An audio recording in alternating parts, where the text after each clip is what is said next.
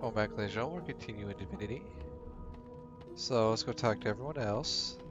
A broad dwarf sits totally upright on the bench, eyes closed, palms face up on his knees.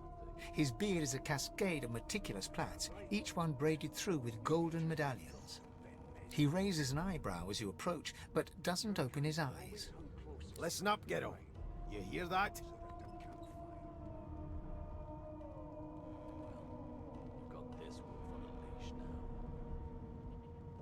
The ship, of course.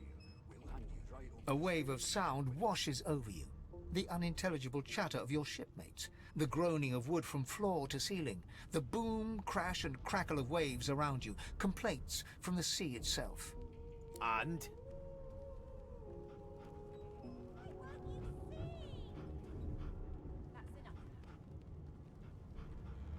The fellow cocks his ear, listening. That isn't anger, it's He cocks his ear to the other side, then smiles. anticipation. She senses something. I'd hold on to my breeches if I were you, mate. That's all you hear, though. Listen close. There now, just like that. Squeak! Aha! His eyes snap open as his countenance breaks into an expression of joy. One great paw claps you on the back, the other catches you before you lose your footing. There, you heard it, didn't you? I knew it. I knew it. Aye, this is good news, Gero. Good news.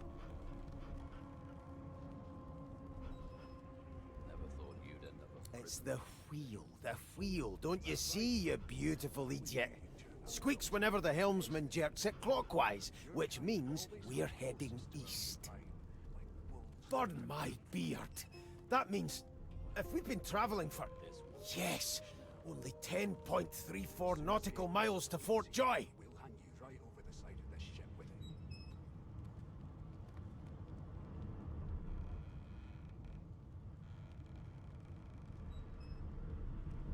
Yeah, no indeed, Gero. But that ain't my final destination. The dwarf leans back from the table and strokes his beard, gold medallions jingling merrily. His eyes roll over to you. That'll be all, thank ye kindly, Gero. I've never dined on anything less than a dozen-course dinner, and I don't intend to do away with that custom. If you'll be pardoning me. Did you see the body? They ought to let you taste a bit. Maybe you'd find out who done it. Don't you get saucy with me when you clearly don't know the first thing about sauce. An elf sits tucked away in a dark spot, lazily rolling dice onto the surface of a barrel. They sound like the dry cackling of an old witch. Snake eyes. She chuckles. I bet that's just what they'll look like. Rolling dice. Deciding fates. Don't worry, honey. It isn't yours. She looks you up and down with the merest hint of a coy smile on her lips. Never say never, though.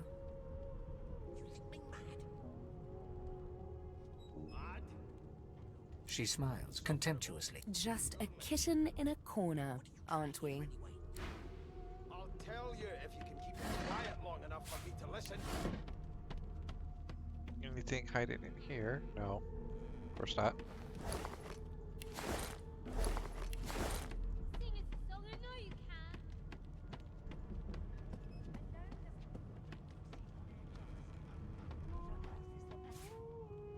Never thought you'd end up a prison guard, Vic. A scruffy man lounges against the wall with scarred arms folded. A sly smile playing on his face, he stares across at the Magister guarding him. Noticing you, he straightens and beckons for you to come closer. Watch your back, new fish. There's a murderer on board, and I'd bet 3 months' pay it's this tramp Ifan. Rolling his eyes at the Magister's warning, the man named Ifan beckons again. He leans in and adjusts your collar with a sharp tug, balancing its weight so it no longer presses unpleasantly on your neck. He winks. Pinches less that way, right? Hocking a phlegmy gobbet in your general direction, the sullen Magister settles back to his task of glowering at Ifan. And now, you. We used to know each other, more's the pity. I was his commander many, many, many moons ago. Isn't that right, Vic? Standing far back from Ifan, the tight-faced Magister draws one finger across his throat in an elaborate fashion, but says nothing. Ifan grins, flashing pointed white teeth. Same as he was at 14 years old. Only difference is somebody gave him a bigger sword and now he's Johnny Big Pants.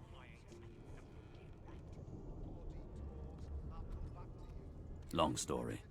Maybe I'll tell you about it in the Joy. Away from interested parties. No. The dead man, Finn, is it? I'd no business with him. And I wouldn't put a man down without good reason. He glances over at Magister Victor, who's staring back at him with pointed intensity. Damn shame sheer annoyance isn't reason enough. The Joy, I've heard a lot. Nothing good. No surprise there, since Bishop Alexander runs the show. Wonder if we'll get to meet the Ringmaster himself.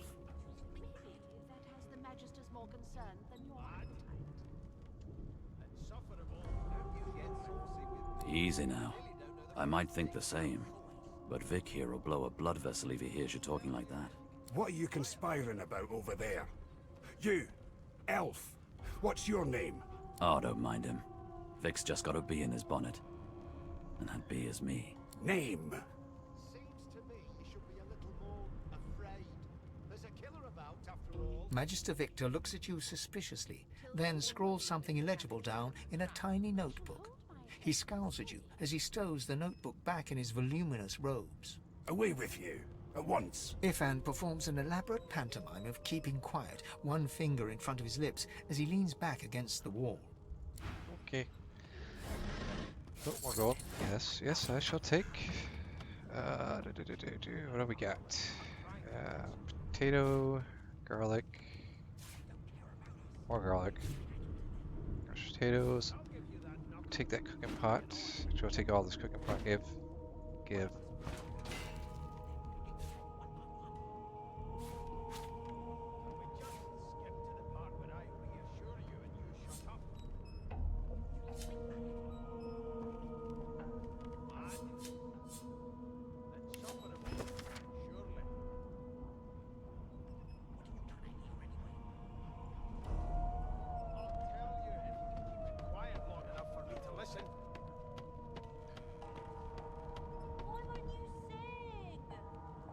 Well, well, what have we here? A fresh face in this stale hell. Let's size you up, shall we? See if you'll do. The lizard looks you up and down, like a farmer would a fetching horse. All of a sudden, he grips you firmly by the chin, with the intent of inspecting your teeth. I'm inspecting your teeth, in case that wasn't spectacularly obvious. There's some discoloration, but I've seen worse. After all, one can't expect to find prime merchandise on a squalid little ship like this. Now then, to business. You will answer me 3 questions. The first one is this. Can you cook? Well, I did take the noble tax, so I'd figure. What are you trying to hear anyway? I'll tell you if you can keep it quiet long enough for me to listen.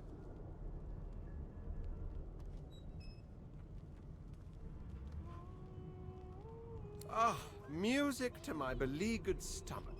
On to the second question. Can you knit, weave?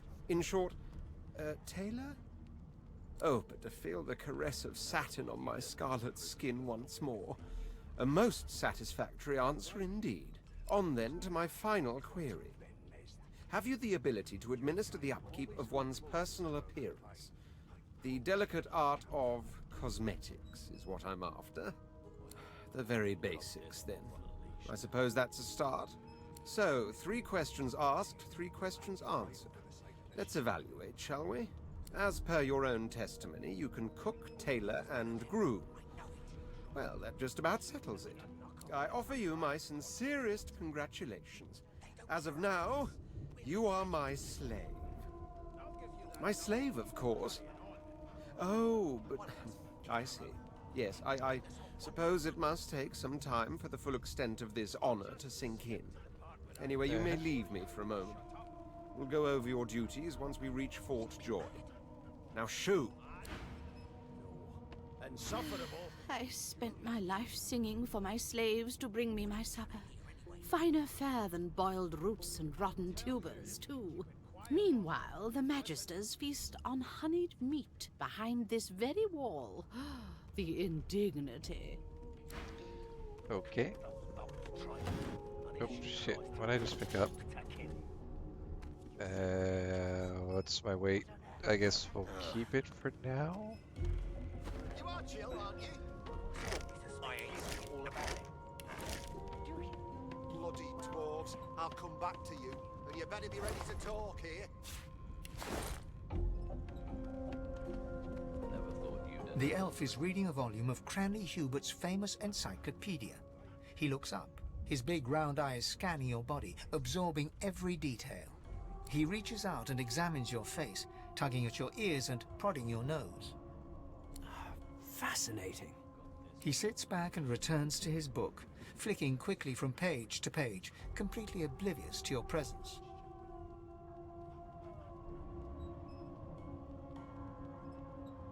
It is simultaneously too detailed and insufficient. I know the beginning of this tale and the end, but I am rather missing the middle. Tell me, what do you know of our world's history?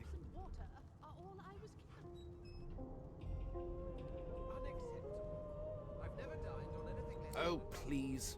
I have no interest in that. Your books are too full of it already. No, I want to know about the Celestial.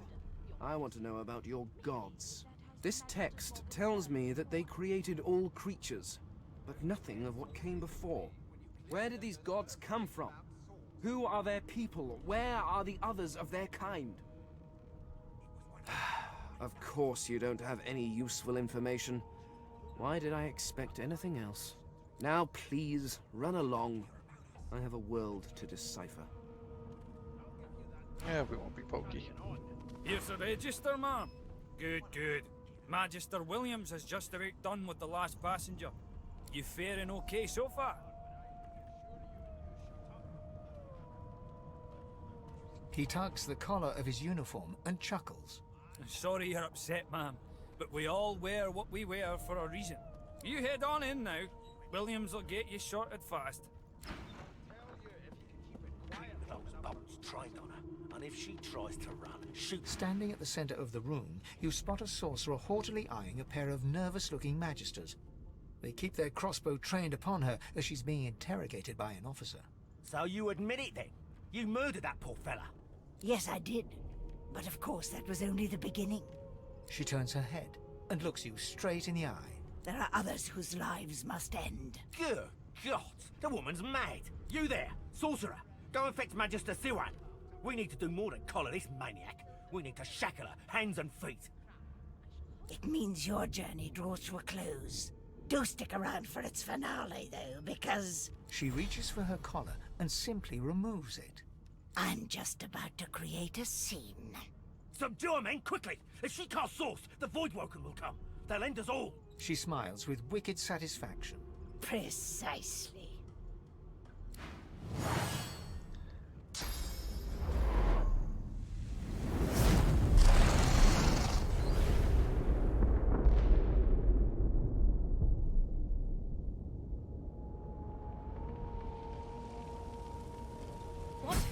What's happened?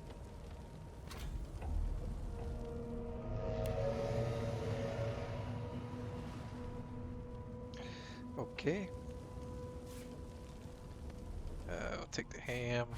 I'll take the cheese bread. Take the fish. Take the soup.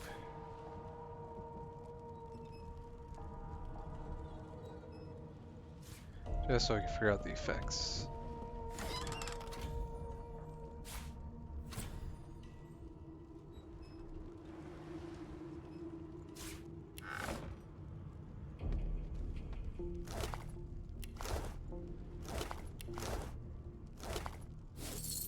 Get 2 gold? Yeah, roguish motherfucker, ain't you?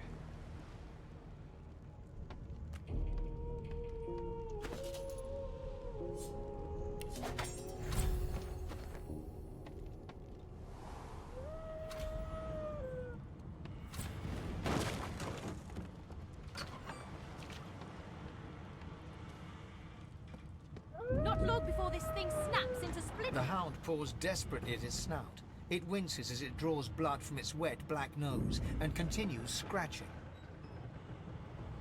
The dog notices you for the first time and snarls, the hairs on its back prickling as it lowers itself into a lunge.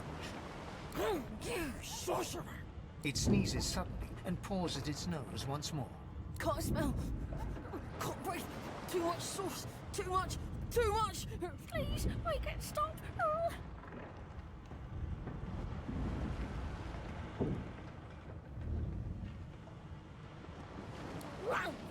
Sorcerer. The dog whines and continues pawing at its nose.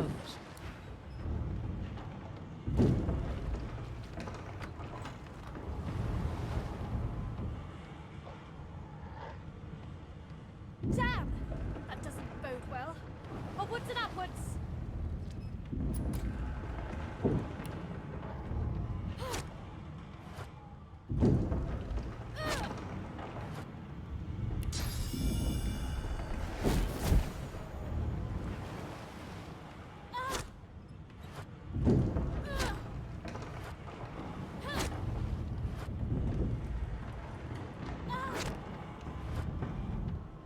Heck, I can't kill with staff?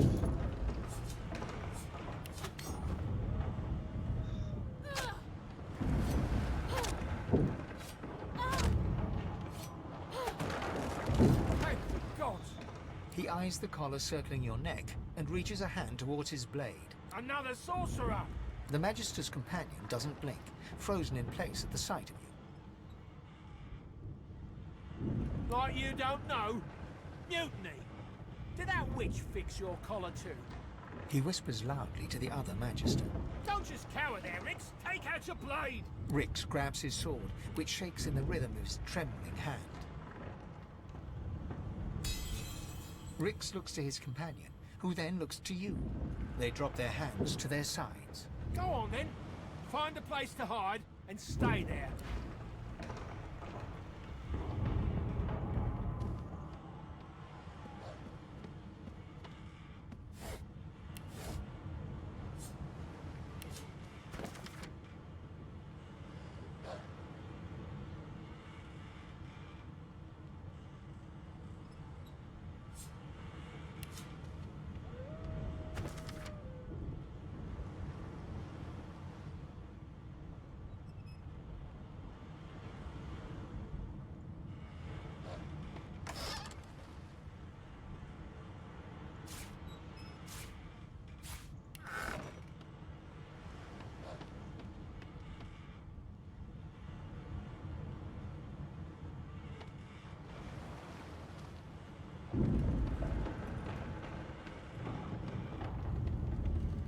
God damn it!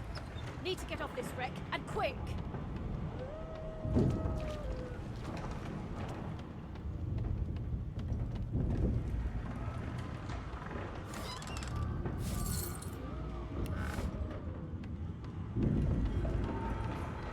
Great gods! Something's pounding on the hull!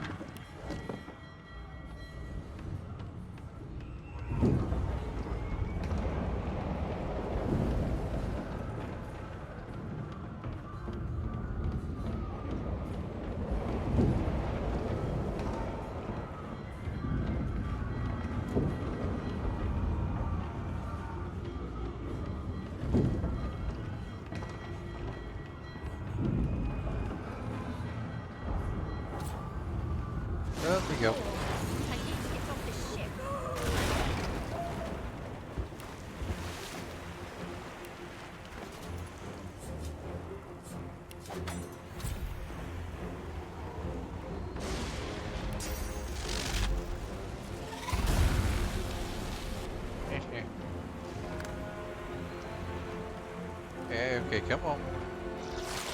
I'll whoop your ass.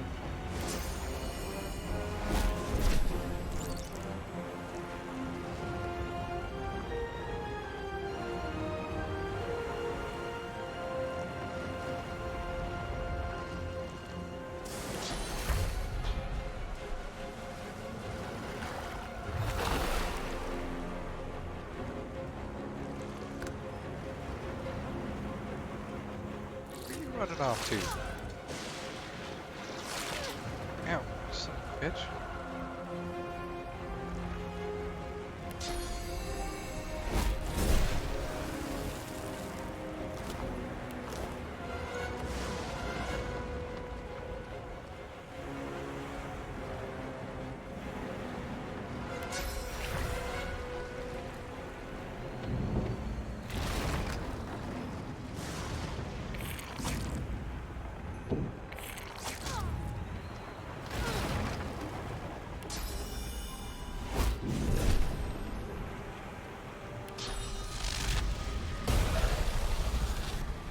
What?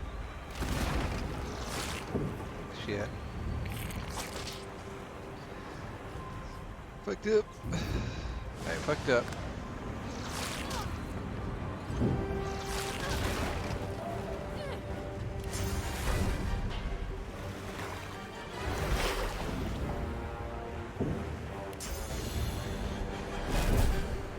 No, not.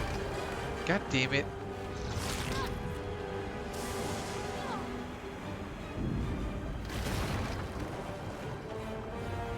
Hit that thing.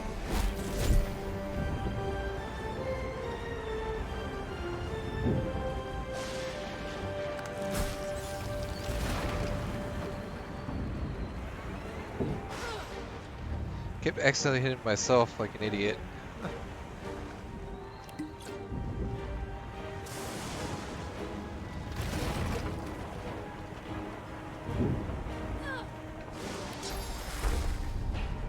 Let's go, this poison.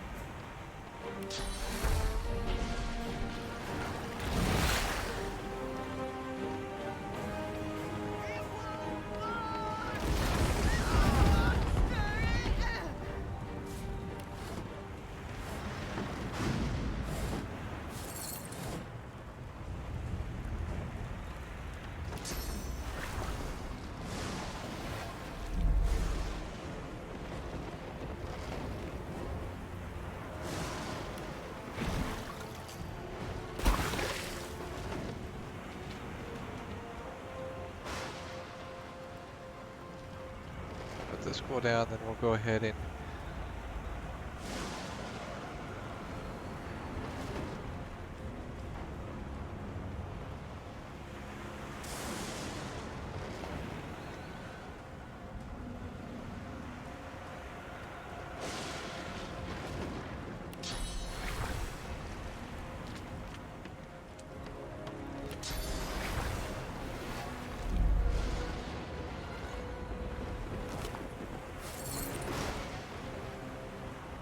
two. No.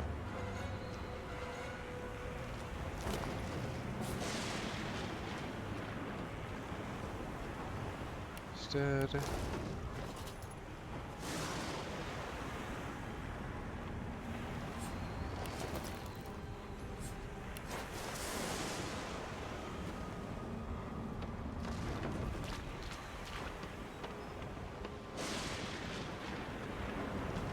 No, keep moving.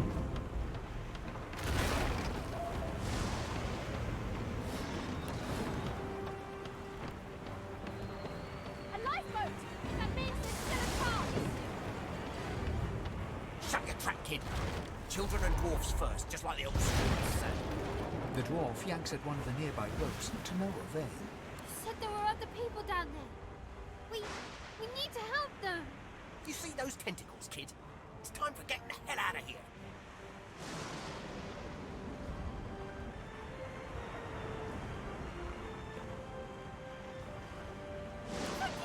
Thank you! There's a ladder right over there. You can go straight down. You're gonna be the death of us, you hear? We'll see about that.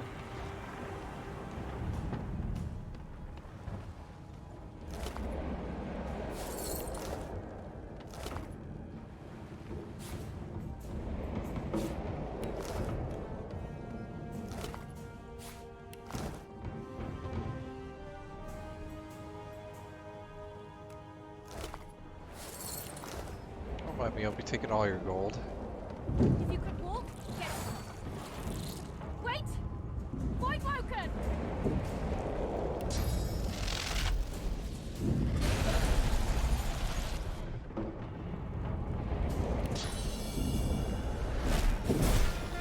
Beardless bugs would sink the ship on my watch.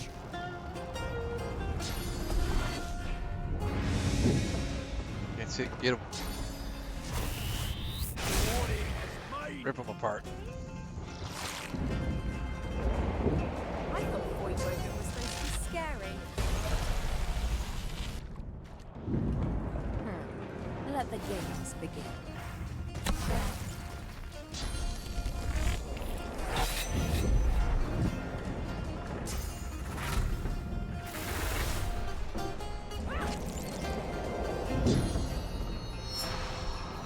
Ripping them fuck up.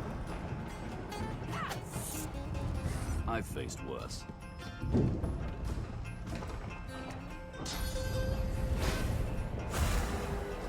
They who are about to triumph.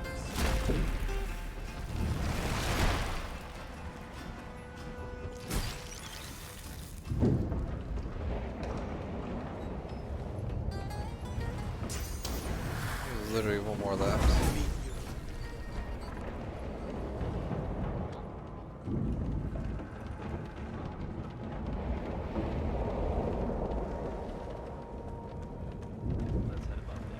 I hear something. It's Magister Siwan, the one who put on this damn collar. She tries to speak, but can only gape as she clutches her neck, trying to stem the bleeding of a gushing wound.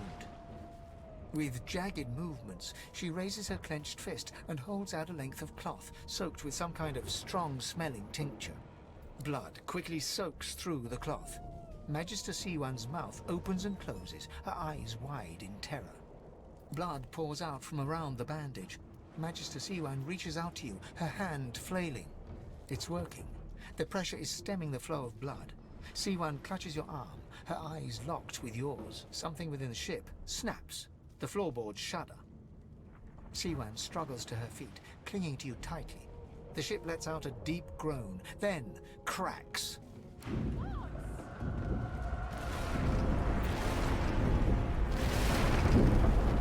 Ripping the ship apart!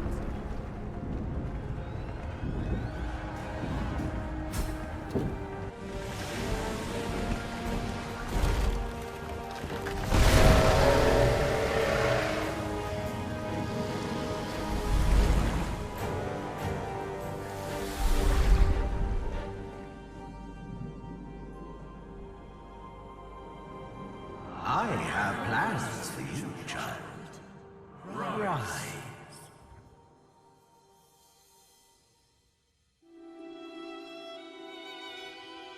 Honorable Dallas, we lost a ship sailing sorcerer prisoners to Fort Joy. We assume some escaped and broke their collars. Their vile magic lured the Voidwoken. All who were aboard are presumed dead. Yours faithfully into eternity, High Judge Oriven.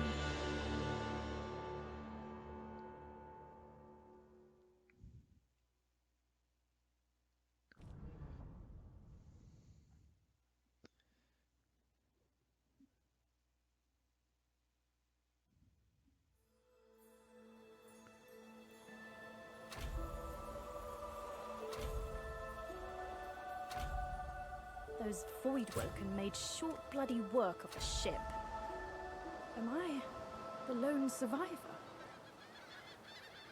It seems someone, something, wanted me alive. Alright, well I think we'll leave off here on this one. Anyways, so you guys for joining me. See you on the next one.